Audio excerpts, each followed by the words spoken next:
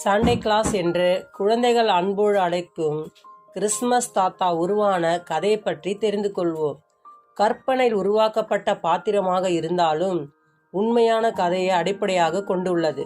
Nicolas என்ற புனித பாதிரியார் துருக்கியில் பிஷப்பாக இருந்து பல ஏழைகளின் துயர் துடைத்து வந்தார். அவருடைய நினைவாகத்தான் கிறிஸ்துமஸ் தாத்தா என்ற ஒரு பாத்திரம் உருவானது. அவற்றை பற்றி இங்கு தெளிவாக காண்போம். இயேசு கிறிஸ்து பிறந்த பிறகு கிபி 270 மார்ச் மாதம் 15 ரோம் சாம்ராஜ்யத்தின் துருக்கியில் பாதாரியா பகுதியில் லைசியா என்ற துறைமுக ஊரில் நிக்கோலஸ் பிறந்தார். தனது இளம் வயதில் பெற்றோரை இழந்த நிக்கோலாஸ் பாலஸ்தீனத்துக்கும் எகிப்துக்கும் பயணம் மேற்கொண்டார். மீண்டும் அவர் லைசியா பகுதிக்கு திரும்பினார். கிறிஸ்துவ இறையியல் பணியை சிறப்பாக செய்த காரணத்தினால் லைசியா பகுதியில் பிஷப் பதவியை ஏற்றார். ஏழை மக்களுக்கு உதவுவதே இயேசுவின் அன்பை பிறருக்கு சொல்லும் எளிய வழிமுறையாக கருதி அநேக ஏழை மக்களுக்கு உதவி செய்து வாழ்ந்தார்.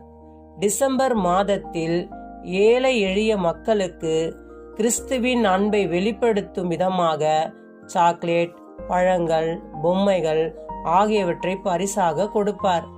ரோம் நாட்டின் அரசர் டயோக்னிஸ் காலத்தில் கிறிஸ்தவர்கள் வேட்டையாடப்பட்ட போது பிஷப் நிக்கோலஸும் சிறையில் அடைக்கப்பட்டார். பின்பு பேரரசர் கான்ஸ்டாண்டின் காலத்தில் விடுதலை செய்யப்பட்டு மீண்டும் ஏழைகளுக்கு உதவும் பணியை செய்ய தொடர்ந்தார். பின்னர் கிபி 343 ஆண்டு டிசம்பர் மாதம் 6 தனது 73 வயதில் மரணத்தை தழுவினார். அவருடைய உடல் துருக்கியில் உள்ள மைரா என்ற இடத்தில் அடக்கம் செய்யப்பட்டது. அவரது கல்லறைக்கு மக்கள் கூட்டம் கூட்டமாக வரத் தொடங்கினார்.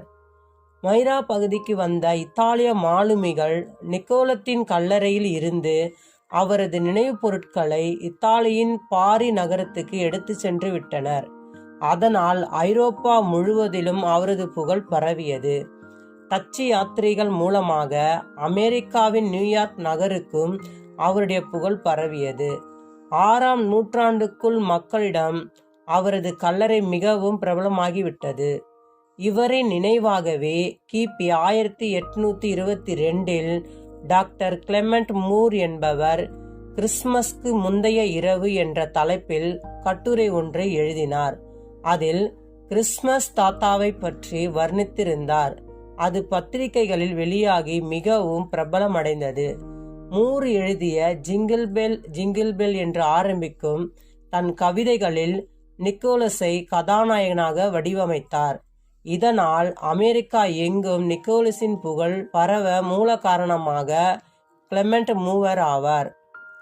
மக்களிடம் கிறிஸ்துவின் அன்பை வெளிப்படுத்தியதின் நினைவாக இன்றும் கிறிஸ்துவ வட்டாரத்தில் விசுவாசிகளிடம் ஒரு கிறிஸ்துமஸ் தாத்தாவாக வாழ்ந்து கொண்டு வருகிறார். ஜெயிண்ட் நிக்கோலஸ் என்பது டச்சு மொழியில் சின்டர் கிளாஸ் என்று மருவியது. பின்னர் ஆங்கிலம் பேசும் மக்கள் அவரை சாண்டா கிளாஸ் என்று அன்புடன் அழைத்தனர். கிறிஸ்துமஸ் என்றவுடன் முதலில் மக்களுக்கு நினைவுக்கு வருவது கிறிஸ்துமஸ் தாத்தா தான். அடர்ந்த வளர்ந்த வெள்ளை தாடி, வெள்ளை பார்டர் வைத்த சிகப்பு நிற வெல்வெட் அங்கி, சிரித்த முகம்.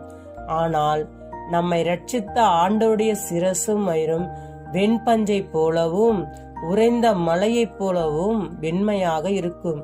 அவருடைய கண்கள் அக்கினி ஜுவாலையை போல இருக்கும். ஆனால் நாம் யாரை நினைவு கூறுகிறோம்? நாம் ஆராதிக்க வேண்டிய தேவனை கிறிஸ்துமஸ் நாளில் மட்டும் நினைவு கூர்ந்தால் போதுமா? கற்பனை கதையாக உருவாக்கப்பட்ட கிறிஸ்துமஸ் தாத்தாவை மறந்துவிட்டு கிறிஸ்துவை தினந்தோறும் நம் வாழ்க்கையில் ஜெபத்தின் மூலம் கொண்டாடுவோம். கிறிஸ்துவம் என்பது வெறும் வார்த்தை அல்ல, இயேசு கிறிஸ்துவை போல் வாழ்ந்து காட்டுவதுதான் கிறிஸ்துமஸ். கிறிஸ்தவனுக்கு தினமும் கிறிஸ்துமஸ் தான்யா.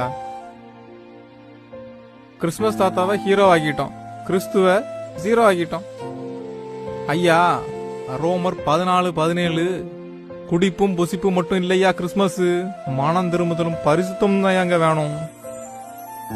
கிறிஸ்து பிறந்தாருங்கிற நற்செய்தியை விட நம்ம பாவங்களுக்காக மரித்து உயிர் தந்தாரு பாருங்க, அதுதான் நற்செய்தி. கிறிஸ்து பிறப்பு இனி நடக்க போறது இல்ல. ஆனா அதுக்கு நீங்க எவ்வளவு